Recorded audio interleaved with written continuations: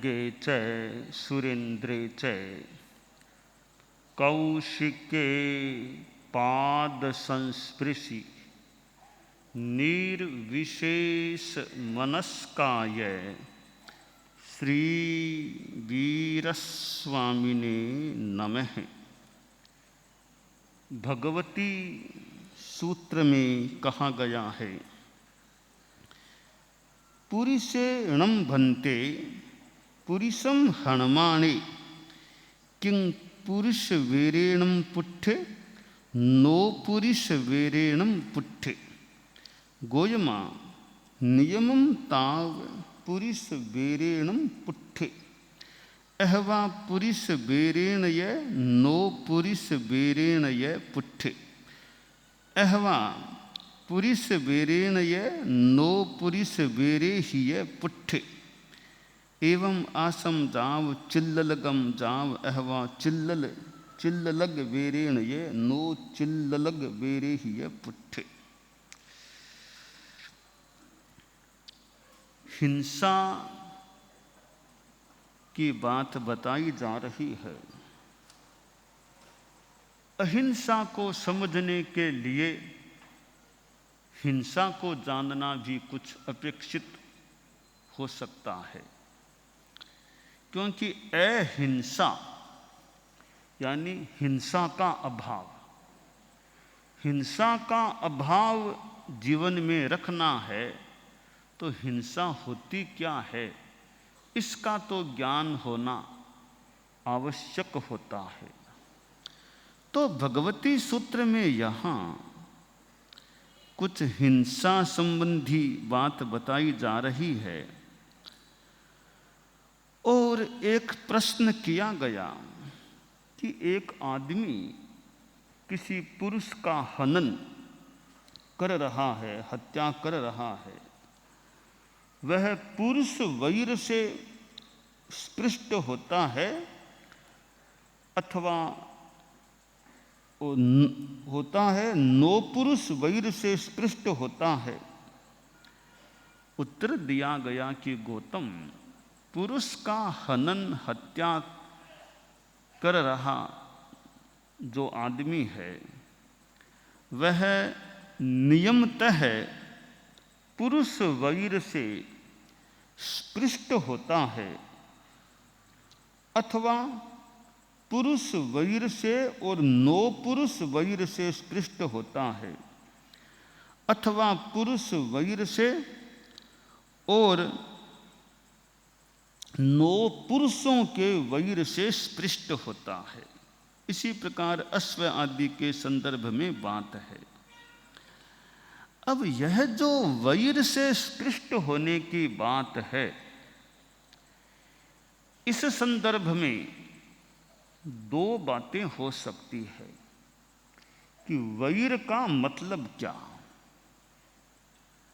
ऐसे वध और वैर दोनों का संबंध है। कोई किसी को तकलीफ देता है, वध करता है, उसके साथ दुश्मनी का, उसी के साथ या उसके जुड़े हुए जो परिजन संबंधी मित्र लोग हैं उनके साथ भी एक दुश्मनी को मोल लेना भी हो सकता है। तो वध और वैर इन दोनों का संबंध है। वैर होने से वध होता है, वध से फिर वैर की बात हो सकती है। तो वध के इधर भी वैर और वध के उधर भी वैर हो सकता है। जो भी वध करने वाला वैर से स्पृष्ट होता है, यह बताया गया है। अब वैर का मतलब क्या? सामान्य बात तो है वध करने वाला वैर से स्पृष्ट होता है।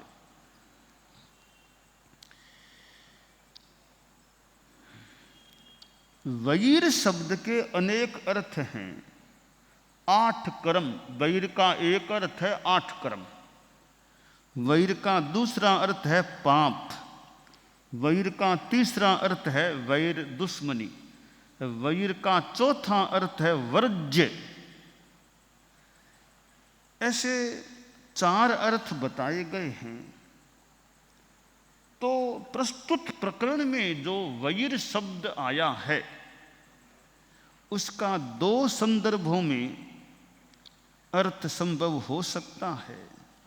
एक तो कर्म बंध, दूसरा शत्रुता का भाव। किसी की हत्या कोई करता है तो पाप कर्मों का बंध, तो वो वैर खुद के साथ ही वैर हो गया। दूसरे की हत्या करके खुद के साथ ही दुश्मनी ले ली, खुद की आत्मा को ही मानो हमने या आदमी ने शत्रु बना लिया। तो खुद का खुद से वैर इस रूप में हो गया कि पाप कर्म का बंध हो गया। एक तो यह अर्थ जो तो बहुत ही स्पष्ट है कि हिंसा करने से, हत्या करने से कर्म का बंध होता है। वो कर्म का बंध भी अपने आप में बैर है, यो मान ले खुद का खुद से बैर है, एक अर्थ। दूसरा इसका अर्थ है उस व्यक्ति के साथ भी वैर का अनुबंध हो सकता है। बताया गया है कि वैरानुबंधी वैर, वैरानुबंधी वैर, कि वैर की शत्रुता की भी परंपरा कई जन्मों तक चल सकती है। कोई आदमी किसी दूसरे को मारता है, बांधता है, दंडित करता है, देश निकाला देता है, वह अनेक व्यक्तियों के साथ वैर बांधता है। किसी चोर को भी मान लो कोई मारता है और किसी हत्यारे को भी कोई मार देता है, तो अब उस चोर और उस हत्यारे का जो नेटवर्क है, जो जुड़े हुए लोग हैं, उनके साथ भी दुश्मनी हो सकती है कि अमुक को आपने दंड दे दिया, अमुक को गिरफ्तार कर लिया, ऐसा कर लिया, या तो उसको छोड़ो वरना हम बदला लेंगे। तो बदला लेने की भावना भी हो सकती है कि हमारे आदमी को आपने पकड़ लिया, मार दिया, जेल में डाल दिया, ऐसा कर दिया, तो हम भी देखो मौका आने पर अब आपसे बदला लेंगे। तो एक व्यक्ति को दंडित करने से, मारने से उससे जुड़े हुए जो लोग हैं उनके मन में भी दुश्मनी का भाव पैदा हो सकता है। तो यह बैर का नेटवर्क सा हो जाता है कि यह तो एक वर्तमान जीवन की भी बात हो सकती है और आगे के जन्मों में भी वैर का संबंध, अगले जन्म में फिर आगे आगे आपस में उनकी दुश्मनी, बैरपना चलता रह सकता है। भगवान पार्श्व के साथ जैसे कमठ था, किसी की आसाधना न हो, अब कमठ का भी मानो एक संबंध था, तो आगे भी फिर कष्ट देने की ओर की बात। तो कई जन्मों तक यह वैर की परंपरा चल सकती है। इस जन्म में किसी के साथ दुश्मनी है तो हो सकता है आगे के भी जन्मों में वो दुश्मनी का अनुबंध चलता जाए, वो आगे भी एक दूसरे के दुश्मन बनते रहें। यह वैरानुबंध, इधर स्नेहानुबंध, जैसे वैर की परंपरा चलती है तो स्नेह की भी परंपरा चलती है। आपने किसी का भला कर दिया, किसी का सहयोग कर दिया, मौके पर सहयोग दे दिया, तो वो उसके मन में फिर आपके प्रति एक कृतज्ञता का भाव, वो भी सोचेगा इन्होंने मेरा सहयोग किया, मैं भी कभी इनकी सेवा करूं, इनका सहयोग करूं। तो ये मित्रता का संबंध भी न केवल इसी जन्म में, आगे के जन्मों में भी ये मित्रता का, प्रेम का, स्नेह का संबंध भी आगे से आगे चल सकता है। कई जन्मों तक रिश्ते चलते रह सकते हैं। इस जन्म में मान लो दो भाई भाई हैं, बहुत अच्छा आपस में प्रेम है, तो दो आपस में इतना प्रेम है तो आगे के जन्मों में भी वो प्रेम का संबंध शायद रह सकता है। पता नहीं पीछे के जन्मों में भी प्रेम का संबंध था, इस जन्म में भी उसके साथ प्रेम का संबंध रहता है।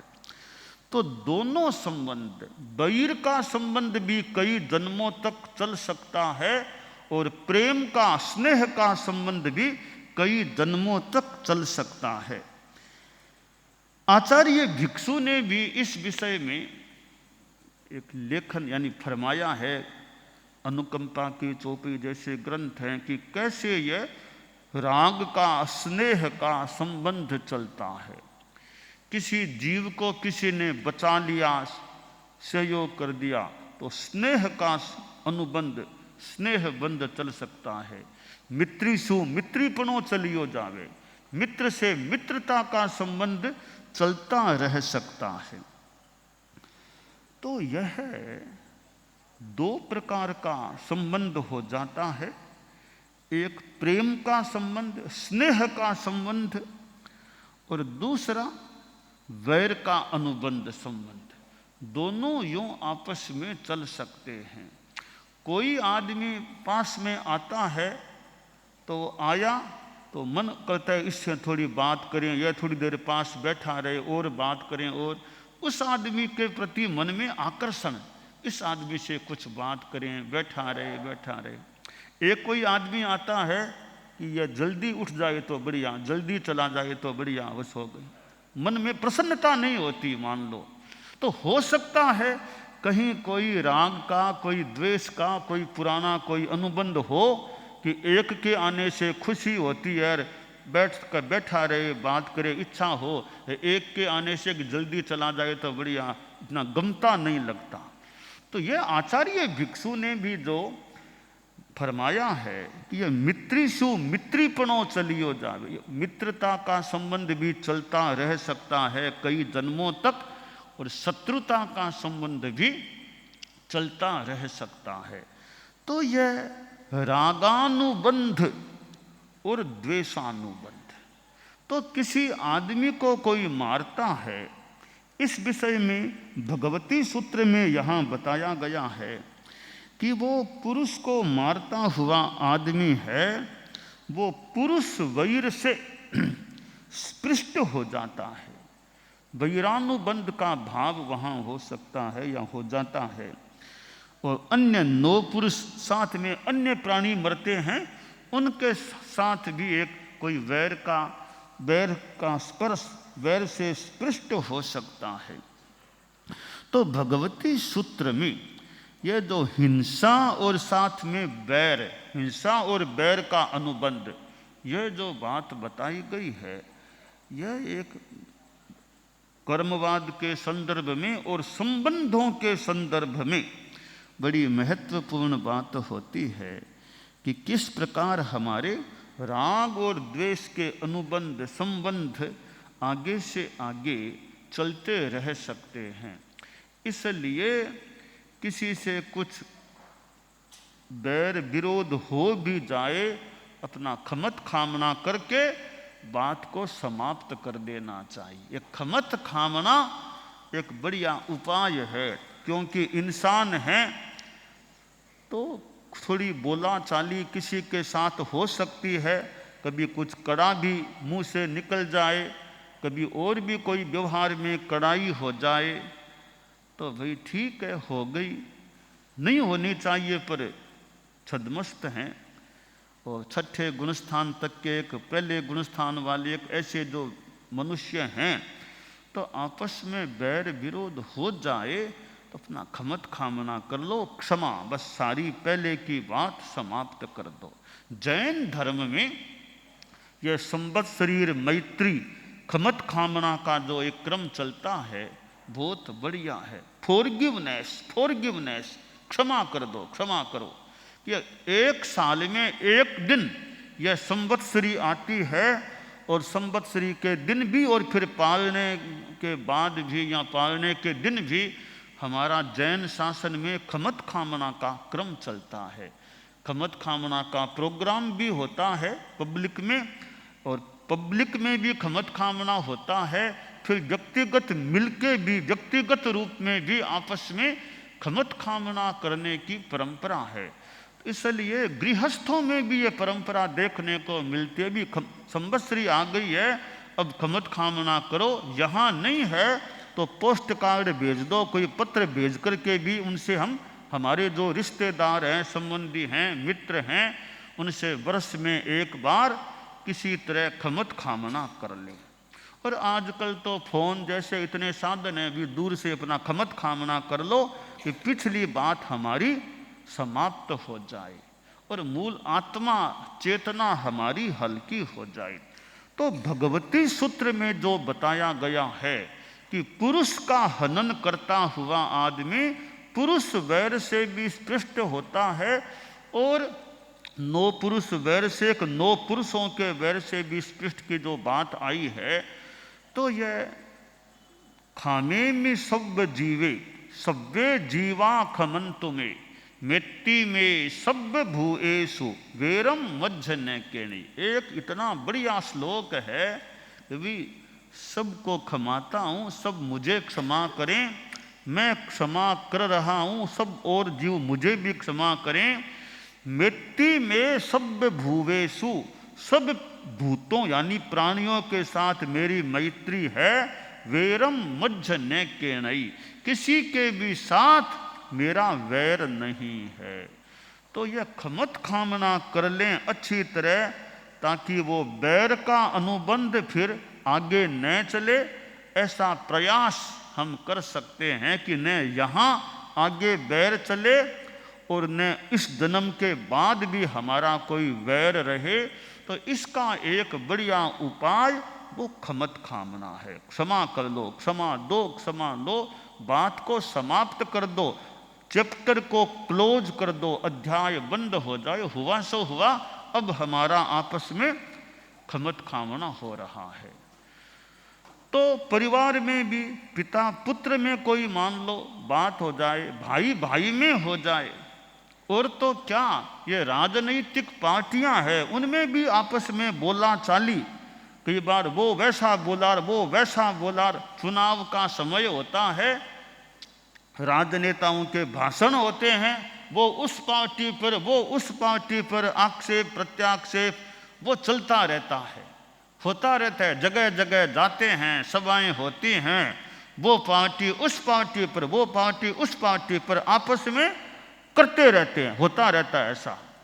मान लो हो गया, चुनाव पूरा हो जाए, अब सरकार जिनकी बनी बन गई, अब एक बार खमत खामना कर लो। अभी जो भी बोला चाली हुई हम खमत खामना कर लेते हैं। तो राजनीतिक जो लोग हैं, चुनाव पूरा हो जाए, रिजल्ट आ जाए, सरकार बन जाए, फिर तो पिछली बातों का एक बार दूर से या मन से किसी तरह अपना खमत खामना करके थोड़ा बहुत कुछ भी हुआ हो वो समाप्त हो जाए।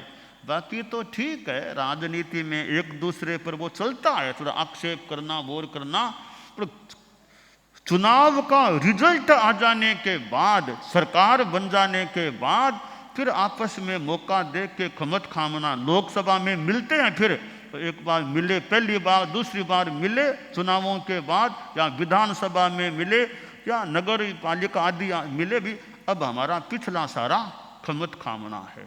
अब सब अच्छा काम करें, धार्मिक पथ पर आगे बढ़ें, पिछला खमत खामना हो जाए। तो यह खमत खामना, और गृहस्थों में ये कोर्ट में जाना, केस करना, कई तरह के चलते हैं, कोई हारार, कोई जीतार, कोई कुछ हुआ भी, बाद में भी एक बार खमत खामना कर लें तो पिछला द्वेष का हो तो एक बार समाप्त हो जाए। वरना हार जीत तो हो गई, कोर्ट में कोई हारार कोई जीता, अब वो दिमाग में वैर का और का वो भाव बना रहेगा मृत्यु तक।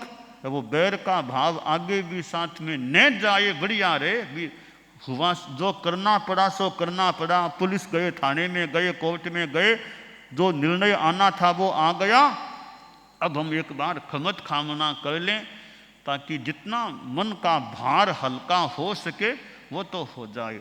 तो भगवती सूत्र में जो ये वैर से स्पृष्ट होने की बात आई है, हम इस संदर्भ में इस खमत खामना की विधि का यथा औचित्य उपयोग करते रहें तो संभव है हमारा वैर भाव समाप्त हो जाए या हल्का पड़ जाए।